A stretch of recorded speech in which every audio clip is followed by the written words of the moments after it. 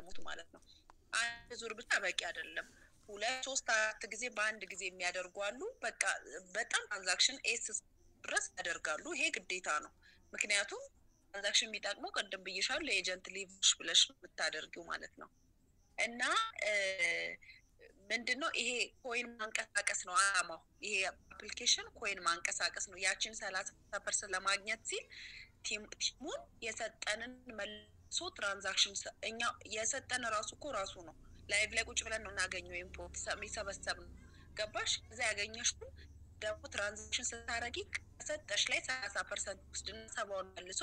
አንቺ ሌቭልሽን ያስጋል ማለት ነው ለምን እሱ ከቲምሽ ከብዛት ነው የሚያገኘው ይሄ ነው ጥቅሙ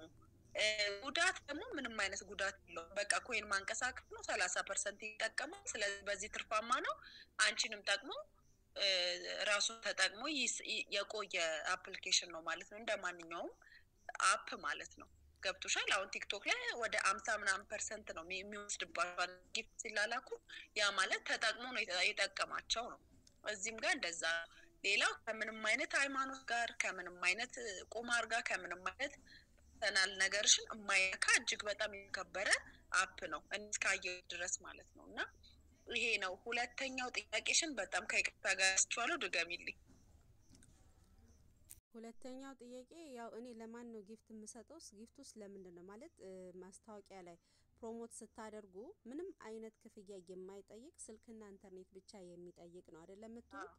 ፕሮሞሽናችሁ ላይ የሰማሁት በቀጥታ እንደዛ ነው እና እዚህ ደግሞ ስመጣ ጊፍት መሰጣጣት እንዳለብኝ መስጠት እንዳለብኝና መቀበል እንዳለብኝ ላይቭ ላይ ቁጭ ብለሽ ነው የሚከፍልሽ ብለሽኛል ላይቭ ላይ ቁጭ ስል በእርግጠኝነት ሰው የሚሰጠኝን ጊፍት ነው አይደለ ወደ ሜክ መኒ አልቀይሮ የሚሰጠኝ ይኸውልሽ አይደለም ጀመር ትንሽ አንደርስታንድ አላረግሽኝም ይኸውልሽ ምንም አይነት ገንዘብ የምትከፍሉት ነገር የለም ጊፍቱ ግን አሁን ለምሳሌ ጊፍቱ ራሱ ምንድነው ብትኝ ላይ ቁጭ ስትይ አፕሊኬሽኑ የሚሰጥሽ ፖይንት አለ ለምሳሌ ዌልካም ቦነስ አላችሁ አዲስ ዛሬ አሁን ብታወርድ አውርደሽ አፑን ሞልተሽ ጨርሰሽ ተመዝግበሽ ላይቭ ቁጭ ብትይ 5000 ፖይንት ይሰጥሻል ዛሬ ሶሪ ግን ይሄ አፕሊኬሽን ፖፖ የሚባለው ነው አው እናቴ እኔ እኮ ሌላ አፕሊኬሽን መስሎኝ ነው የንም ላይ ያደረኩሽ የኔነት ፖፖ መቼም አይከፍላችሁ አትሳሳቱ መቼም አይከፍልም እህቶቼ ነቃበሉ ፖፖ ሲጀመር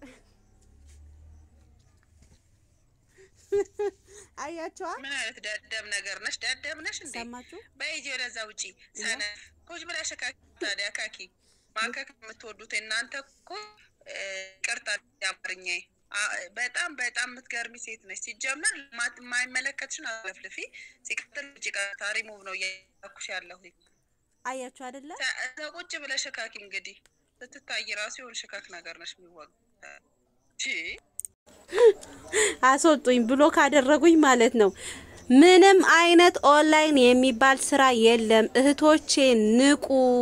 ይሄው እኔ በቁም ነገር ገብቼ ሳወራት ስጠይቃት ምናምን መጨረሻ ላይ ተሰድቤ ነው የወጣሁትና ብራችሁን እንዳትበሉ ፖፖ የሚባለው አፕሊኬሽን በፍጹም አይከፍልም የራሳችሁን ፊት